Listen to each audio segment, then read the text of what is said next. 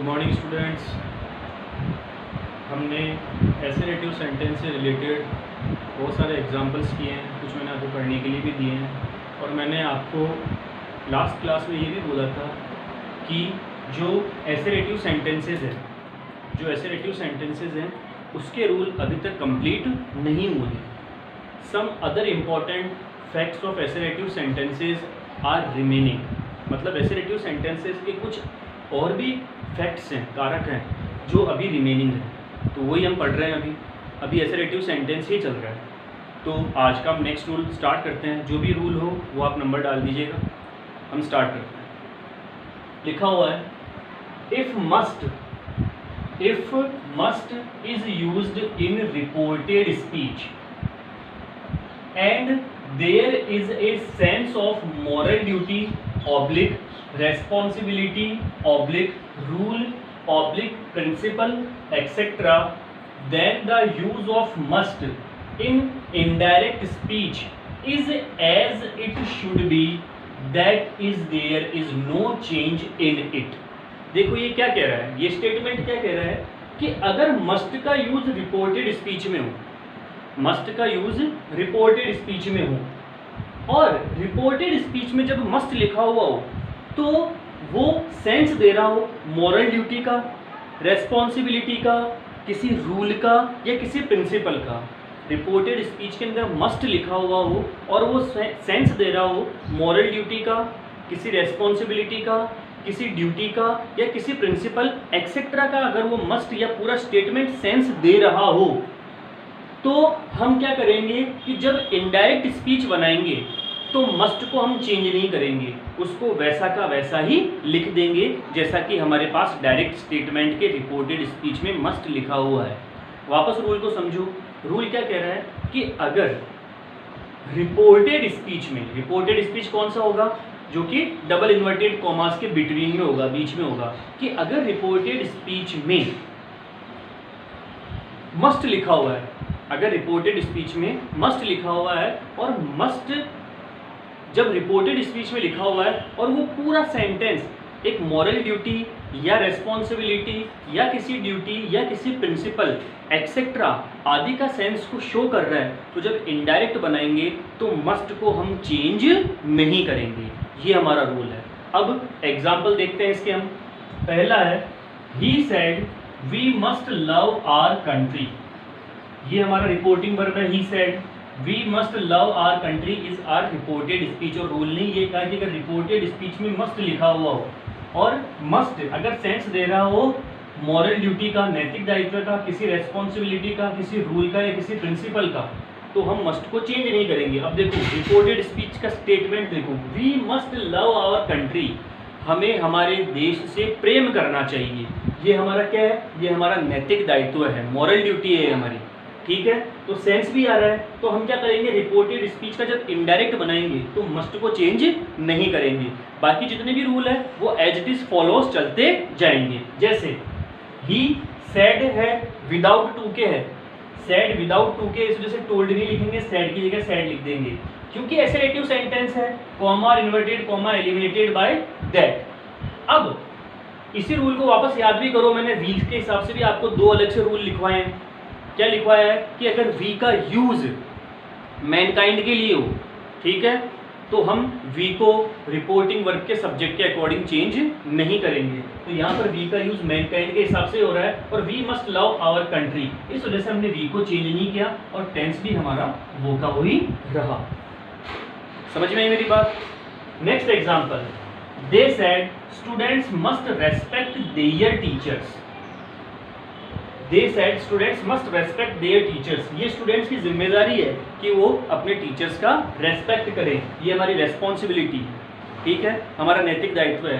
तो ये स्टेटमेंट भी किसी रेस्पॉन्सिबिलिटी या किसी नैतिक दायित्व को शो कर रहा है। तो अब यहाँ पर मस्ट लिखा हुआ है तो हम मस्ट को चेंज नहीं करेंगे।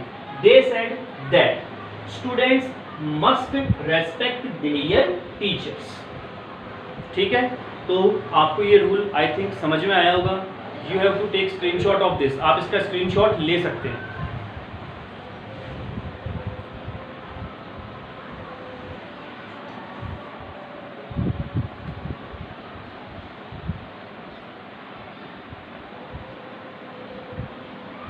आगे का रूल हम पढ़ते हैं, जो इससे आगे वाला रूल है वो हमारे लिए हेल्पफुल है, वो भी मस्ट से रिलेटेड ही रूल है, इस वजह से वो हमारे को पढ़ना ही पड़ेगा। मैं इसको मिटा रहा हूँ अब।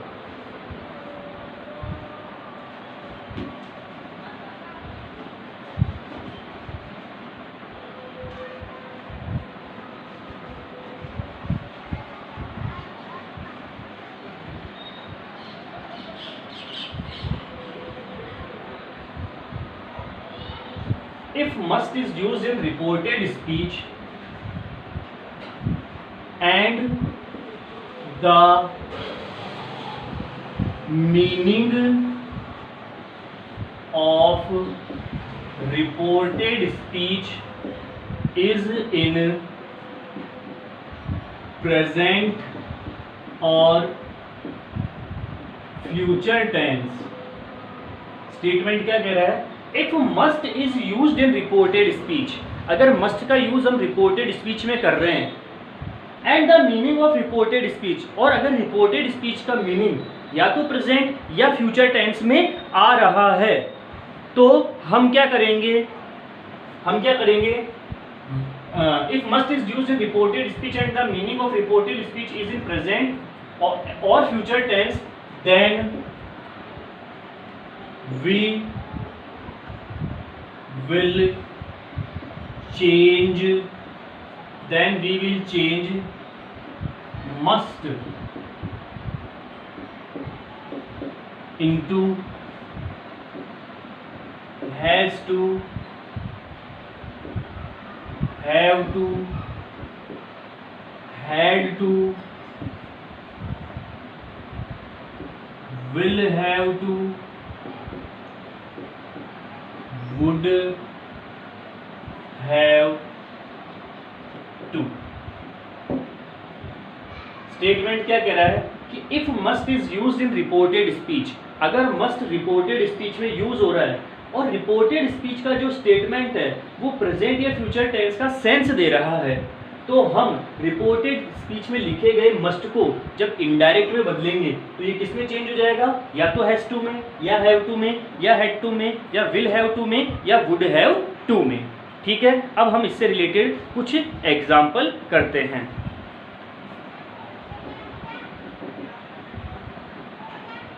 शी सेड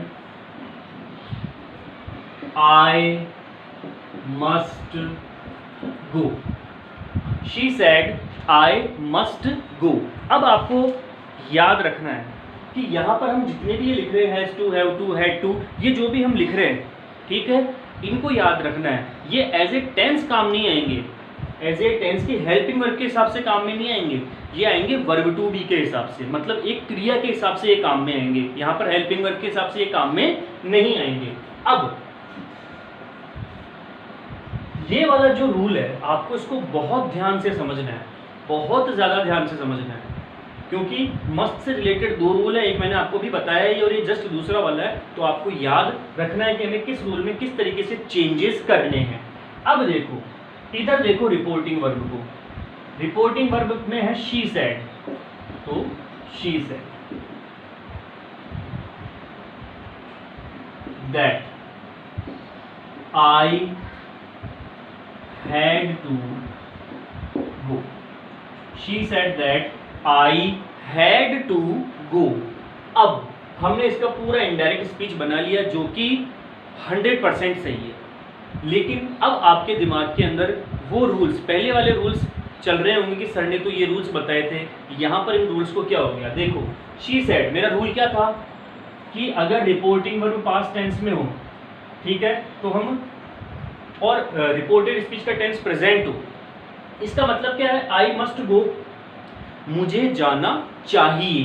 चाहिए के सेंस में मस्ट का यूज करते हैं, मस्ट भी एक तरीके का मॉडल ही होता है, शुड के जैसे ही काम में आता है। तो आई मस्ट गो, समझ में आई मेरी बात? तो अब हम यहाँ पर क्या करेंगे कि आई मस्ट गो, मुझे जाना चाहिए। तो अगर आप इसको, अगर आप प्रेजेंट का मान रहे हैं, आप अगर इसको प्रेजेंट का मान रहे हैं, तो आप इसको, जैसे अगर आप मान लो इसको प्रेजेंट इंडेफिनिट का मानोगे, तो रूल के अकॉर्डिंग आप इसको किस में चेंज करोगे?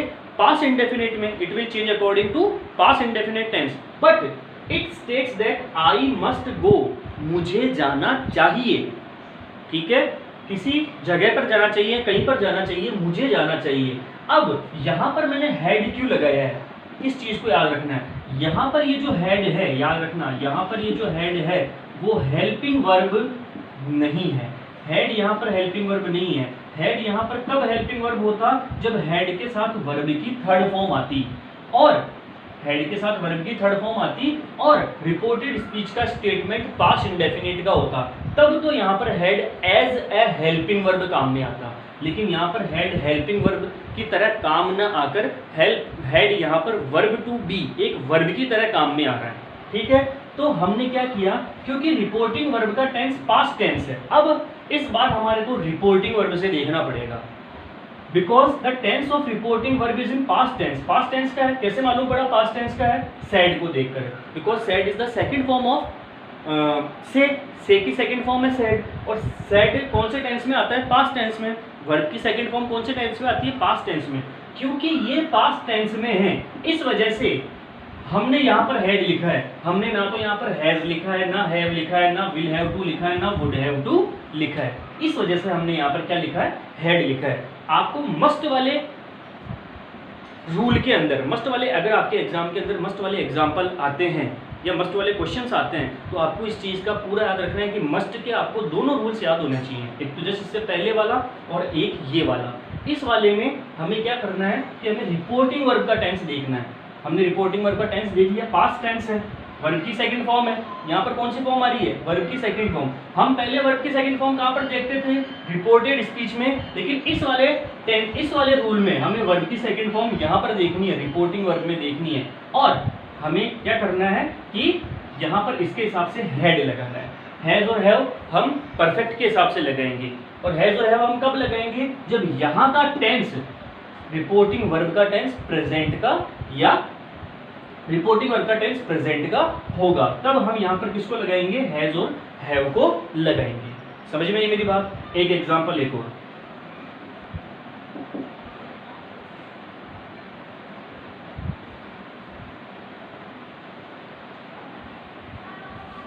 she says to her husband, she says to her husband, you must come back home in time. You must come back home in time. ये हमारा दूसरा क्वेश्चन है जिसका आंसर मैं यहाँ पर लिख रहा हूँ, आपको दिख जाएगा। वैसे स्टेटमेंट देखो, she says to her husband, comma inverted comma starts, you must come back home in time.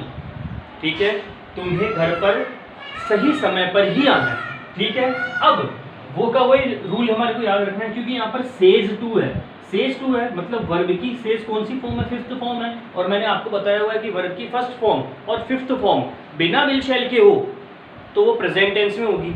ठीक है, और वर्ब की फर्स्ट फॉर्म विद विल शैल हो तो वो फ्यूचर टेंस में होगी। तो यहाँ पर वर्ब की फिफ्थ फॉर्म है बिना विल शैल के, तो ये कौन सा टेंस हो गया, प्रेजेंट टेंस हो गया। अब जब ये प्रेजेंट टेंस हो गया तो यहाँ पर ना तो हैड टू आएगा, ना विल हैव टू आएगा, ना वुड हैव टू आएगा, यहाँ पर हैज टू या हैव टू में से ही कोई एक चीज आएगी। अब हम इसका इनडायरेक्ट बनाते हैं। लिखा हुआ है she says to becomes tells, she tells her husband, she tells her husband, comma inverted comma किससे एलिमिनेट होंगे, दैट, क्योंकि यू हमारा सेकंड पर्सन प्रोनाउन है, it will change according to reporting verb से ऑब्जेक्ट, और रिपोर्टिंग वर्ब का object हमारे पास क्या है यहाँ पर, her husband. She tells her husband that he, that he, अब ही के साथ हैज टू आएगा या हैव टू आएगा, has to, that he has to come back home in time, he has to come back home in time, come back, यहां पर लिख रहा हूं मैं बाकी का, होम इन टाइम। ये हमारा पूरा आंसर है, ये हमारा पूरा आंसर है। आपको इसका स्क्रीनशॉट लेना है।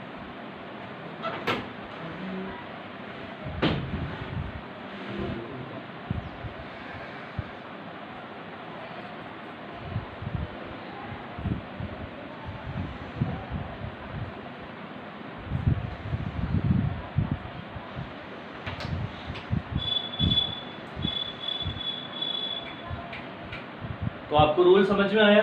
रूल क्या है कि if must is used in reported speech, अगर मस्ट का यूज रिपोर्टेड स्पीच में हो रहा है और अगर मस्ट सेंस दे रहा है हमें प्रेजेंट या फ्यूचर टेंस का, तो हम जब इसका इनडायरेक्ट बनाएंगे तो मस्ट किस में चेंज होगा, या तो हैज टू में या हैव टू में। हैज टू और हैव टू में कब चेंज होगा ये, जब रिपोर्टिंग वर्ब प्रेजेंट टेंस में होगी, और अगर रिपोर्टिंग वर्ब पास्ट टेंस में होगी तो हैड टू में चेंज होगा, और अगर रिपोर्टिंग वर्ब हमारे पास फ्यूचर टेंस में होगी तो ये विल हैव टू और वुड हैव टू के अंदर ये चेंज होगा। ठीक है, ये हमारा रूल नंबर 2 था। अब मैं इसे रब कर रहा हूं।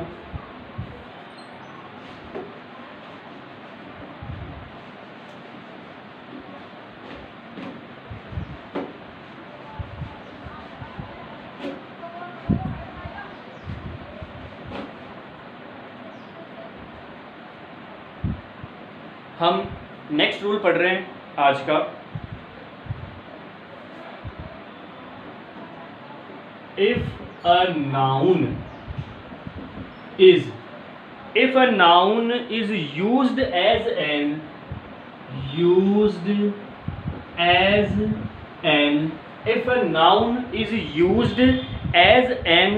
exhortation,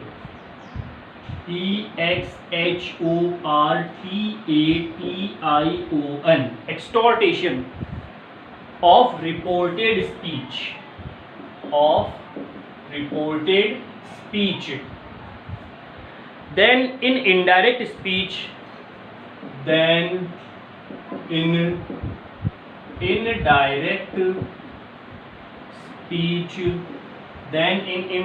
speech, that noun will become object of reporting verb. That noun will become object of reporting verb. देखो इसका मतलब क्या है, स्टेटमेंट को ध्यान से समझो। और इसको समझाने से पहले मैं आपको पहले यहाँ पर एक डायरेक्ट स्टेटमेंट लिखवा देता हूँ ताकि आपको ये रूल बहुत आसानी से समझ में आ जाए। आपको शायद ये वाला जो टर्म है एक्सहॉर्टेशन, शायद ये आपको परेशान कर रही हो, तो इसको समझाने के लिए मैं लिख देता हूँ यहाँ पर पहले एक example. She said, comma inverted comma starts, you are foolish Mukesh, you are foolish Mukesh. देखो ये स्टेटमेंट है, कुछ भी नहीं करना।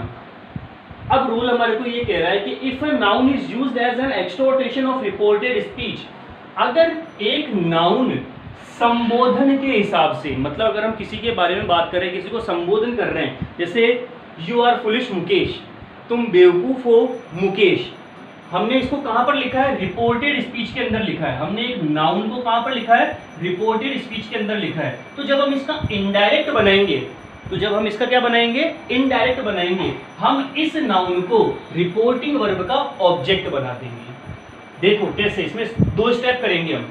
पहले शी सेड लिखा हुआ है, अब ये जो रिपोर्टेड स्पीच का जो नाउन है, it will become the object of reporting verb. She said to Mukesh, comma inverted comma starts, you are foolish, you are foolish. She said to Mukesh, you are foolish.